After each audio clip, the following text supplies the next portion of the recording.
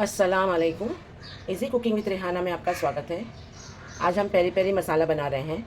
ये peri peri मसाला बनाने के लिए सबसे पहले मैंने ये 2 टेबलस्पून ले लिया है कश्मीरी लाल मिर्च पाउडर, टेबलस्पून लिया है। 2 टीस्पून लिया है मैंने ये सादी लाल मिर्च का पाउडर,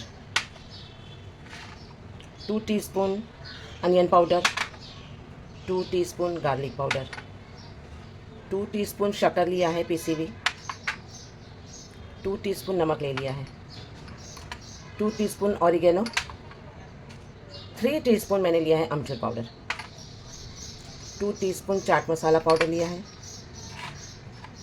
1 टीस्पून काली मिर्च पाउडर लिया है, पेपर पाउडर, और इसमें मैं हाफ़ टीस्पून इलायची पाउडर ले रही हूँ। ये इलायची पाउडर जो मैं पीस के रखती हूँ वो ले रही हूँ। आप दालचीनी पाउडर डालना चाहते हैं दालचीनी पाउडर डाल सकते हैं। ये सारे मसालों को हम ग्राइंड कर लेंगे और फिर उसको स्टोर कर देंगे। ये देखिए हमारा पेरी पेरी मसाला एकदम रेडी हो गया है।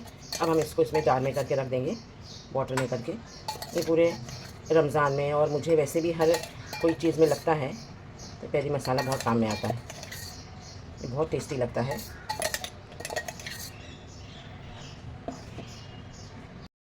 ये देखिए हमारा मसाला रेडी हो गया है और इसको फ्रिज में रखने की कोई ज़रूरत नहीं है। आप जब भी इसको कोई चीज़ में डालना चाहें आप इसको डाल सकते हैं।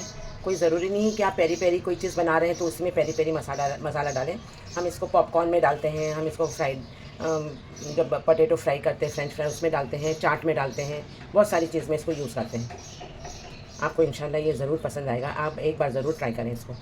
आपको मेरी रेसिपी पसंद आई हो तो लाइक, शेयर, कमेंट और सब्सक्राइब ज़रूर करिएगा।